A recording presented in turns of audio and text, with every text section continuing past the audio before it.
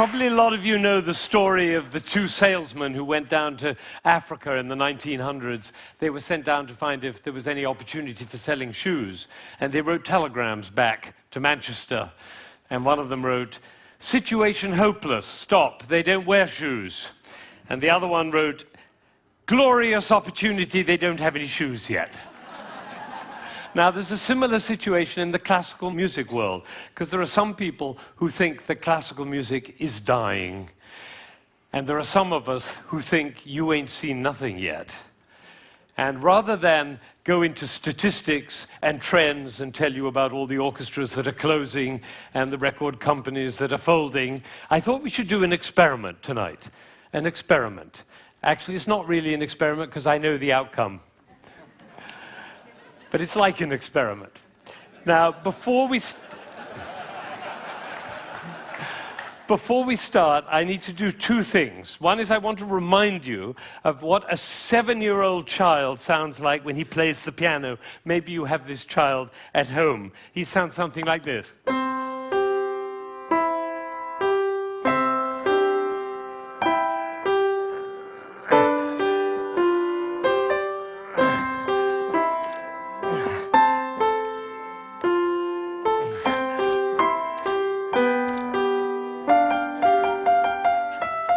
I see some of you recognize this child. Now, if he practices for a year and takes lessons, he's now 8 and he sounds like this. And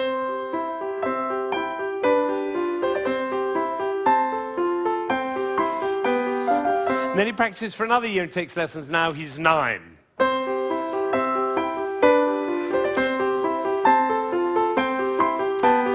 And then he practices for another year and takes lessons, now he's 10.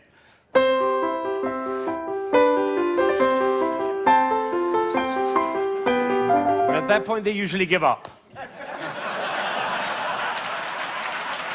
Now, if he'd waited for one more year, you would have heard this.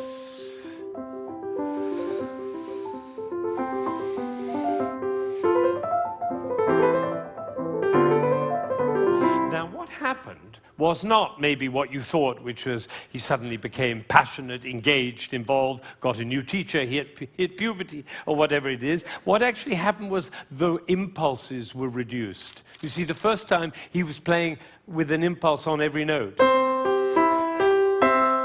And the second, with an impulse every other note.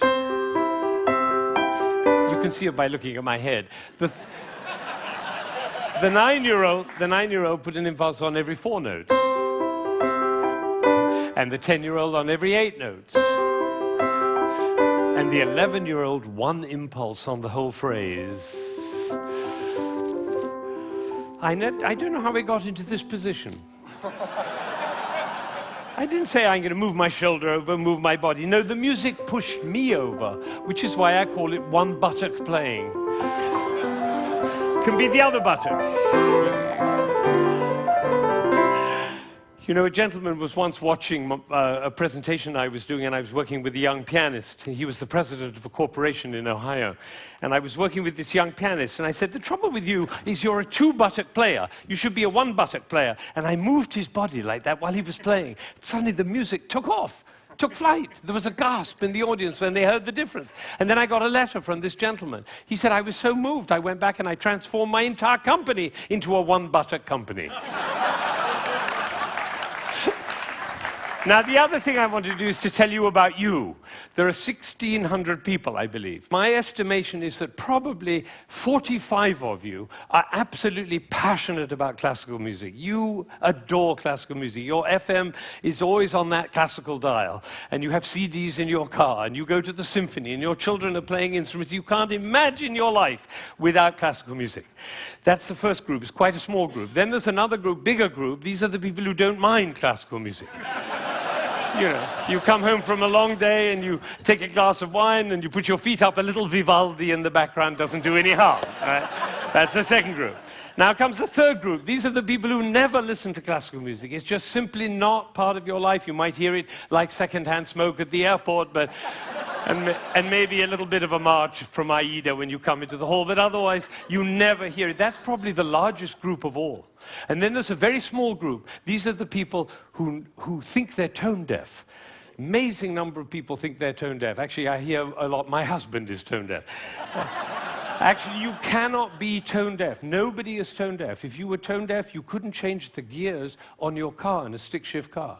You couldn't tell the difference between somebody from Texas and somebody from Rome. And the telephone. If your mother calls on their miserable telephone, she calls and says hello. You not only know who it is, you know what mood she's in. You have a fantastic ear. Everybody has a fantastic ear. So nobody is tone deaf. But I tell you what, it doesn't work for me to go on with this thing with such a wide gulf between those who understand, love, and passionate about classical music and those who have no relationship to it at all. The tone-deaf people, they're no longer here. But even between those three categories, it's too wide a gulf. So I'm not going to go on until every single person in this room, downstairs and in Aspen, and everybody else looking, will come to love and understand classical music. So that's what we're going to do. Now, you notice that there is not the slightest doubt in my mind that this is going to work, if you look at my face, right?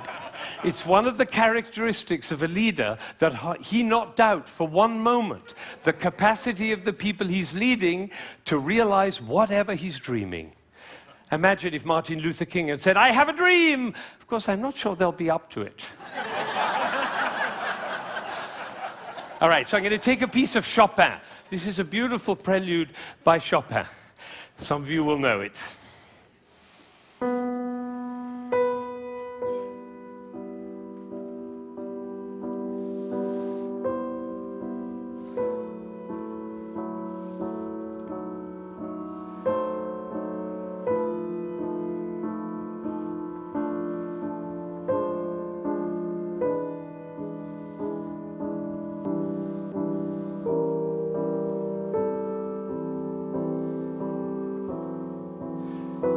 I think probably happened in this room. When I started, you thought, how beautiful that sounds.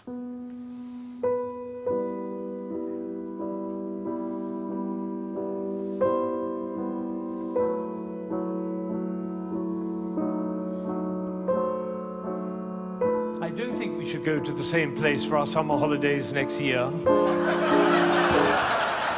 It's funny, isn't it? It's funny how those thoughts kind of waft into your head when we're listening to classical music. And of course, if the piece is long and you've had a long day, you might actually drift off. And then your companion will dig you in the ribs and say, "Wake up, it's culture!" And then you feel even worse. But has it ever occurred to you that the reason you feel sleepy in classical music is not because of you, but because of us? Did anybody think while I was playing, why is he using so many impulses? If I'd done this with my head, you certainly would have thought it.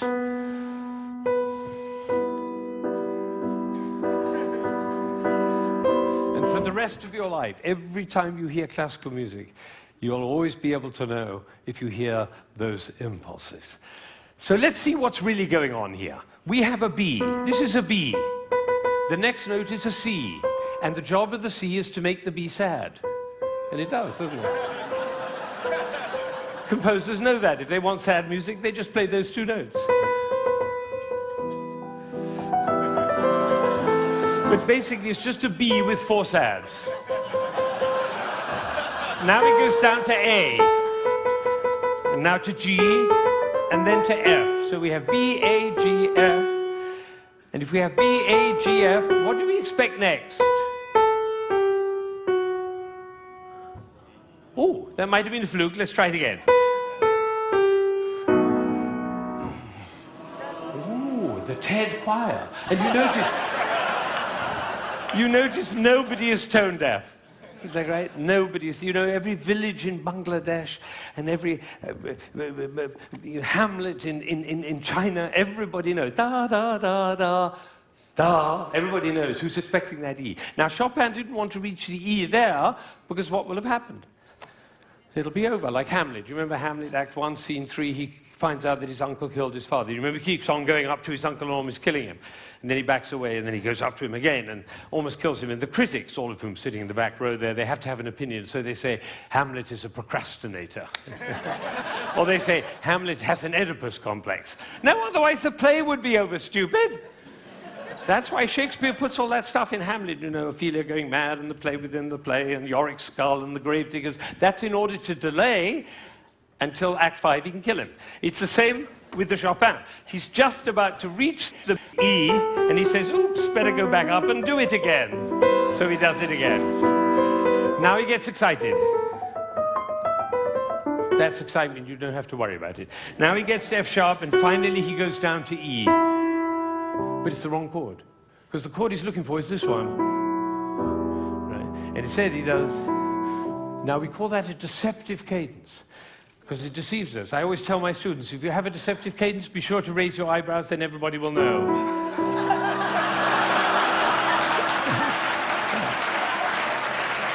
All right.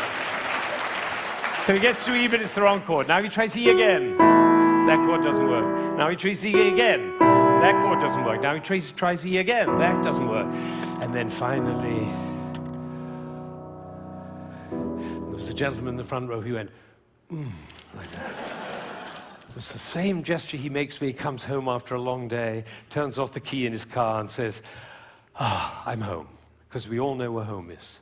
So this is a piece which goes from away to home. And I'm going to play it all the way through, and you're going to follow. B, C, B, C, B, C, B, D, down to A, down to G, down to F, almost goes to E, but otherwise the play would be over. Goes back up to B, gets very excited, goes to F sharp, goes to E, it's the wrong chord, it's the wrong chord, it's the wrong chord, and finally goes to E, and it's home. And what you're going to see is one buttock playing. Because for me to join the B to the E, I have to stop thinking about every single note along the way and start thinking about the long, long line from B to E. Right? You know, we were just in South Africa, and you can't go to South Africa without thinking of Mandela in jail for 27 years. What was he thinking about? Lunch? No, he was thinking about the vision for South Africa and for human beings. That's what cares. This is about vision. This is about the long line, like the bird who flies over the field and doesn't care about the fences underneath, all right? So now you're going to follow the line all the way from B to E. And I have one last request before I play this piece all the way through. Would you think of somebody who you adore who's no longer there? A beloved grandmother, a lover, somebody in your life who you love with all your heart, but that person is no longer with you. Bring that person into your mind, and at the same time, follow the line all the way from B to E, and you'll hear everything that Chopin had to say.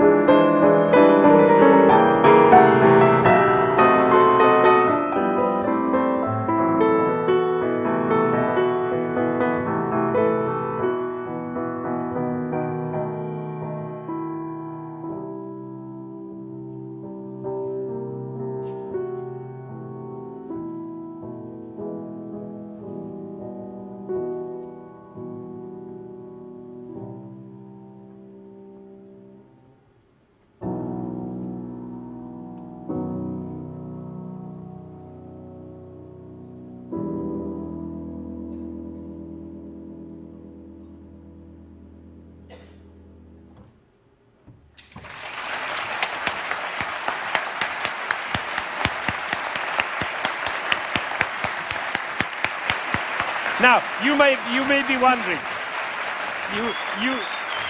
you may be wondering, why I'm clapping. Well, I did this at a school in Boston with about 70 seventh graders, 12-year-olds. And I did exactly what I did with you, and I told them and explained them the whole thing. And at the end, they went crazy, clapping. They were clapping, I was clapping, they were clapping. Finally, I said, why am I clapping? And one of these little kids said, because we were listening. Think of it, 1,600 people, busy people, involved in all sorts of different things, listening, understanding, and being moved by a piece by Chopin. Now, that is something. Now, am I sure that every single person followed that, understood it, was moved by it? Of course I can't be sure, but I tell you what happened to me. I was in Ireland during the Troubles 10 years ago, and I was working with some Catholic and Protestant kids on conflict resolution, and I did this with them. Risky thing to do, because they were street kids. And one of them came to me the next morning, and he said, you know, I've never listened to classical music in my life, but when you played that shopping piece, he said, my brother was shot last year, and I didn't cry for him. But last night, when you played that piece, he was the one I was thinking about. And I felt the tears streaming down my face, and you know, it felt really good to cry for my brother. So I made up my mind at that moment that classical music is for everybody. Everybody. Now, how would you walk? Because you know my profession, the music profession, doesn't see it that way. They say 3% of the population likes classical music. If only we could move it to 4%, our problems would be over. I say, how would you walk? How would you talk? How would you be if you thought 3% of the population likes classical music? If only we could move it to 4%. How would you walk? How would you talk? How would you be if you thought everybody loves classical music? They just haven't found out about it yet. See, these are totally different worlds. Now, I had an amazing experience. I was 45 years old. I'd been conducting for 20 years, and I suddenly had a realization. The conductor of an orchestra doesn't make a sound. My picture appears on the front of the CD. But the conductor doesn't make a sound. He depends for his power on his ability to make other people powerful. And that changed everything for me. It was totally life-changing. People in my orchestra came up to me and said, Ben, what happened? That's what happened. I realized my job was to awaken possibility in other people. And of course, I wanted to know whether I was doing that. And you know how you find out? You look at their eyes. If their eyes are shining, you know you're doing it. You could light up a village with this guy's eyes. Right, so if the eyes are shining, you know you're doing it. If the eyes are not shining, you get to ask a question. And this is the question. Who am I being that my player's eyes are not shining? We can do that with our children too. Who am I being that my children's eyes are not shining? That's a totally different world. Now, we're all about to end this magical on the mountain week, and we're going back into the world. And I say it's appropriate for us to ask the question, who are we being as we go back out into the world? And you know, I have a definition of success. For me, it's very simple. It's not about wealth and fame and power. It's about how many shining eyes I have around me. So now I have one last thought, which is that it really makes a difference what we say, the words that come out of our mouth. I learned this from a woman who survived Auschwitz, one of the rare survivors. She went to Auschwitz when she was 15 years old, and her brother was 8, and the parents were lost. And she told me this. She said, we were in the train going to Auschwitz, and I looked down and I saw my brother's shoes were missing. And I said, why are you so stupid? Can't you keep your things together, for goodness sake? The way an elder sister might speak to a younger brother. Unfortunately, it was the last thing she ever said to him, because she never saw him again. He did not survive. And so when she came out of Auschwitz, she made a vow. She told me this. She said, I walked out of Auschwitz into life, and I made a vow, and the vow was, I will never say anything that couldn't stand as the last thing I ever say. Now, can we do that? No, and we'll make ourselves wrong and others wrong. But it is a possibility to live into. Thank you.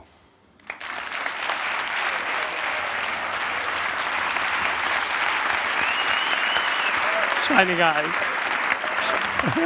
Shining eyes.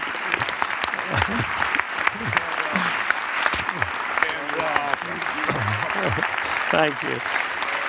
Thank you.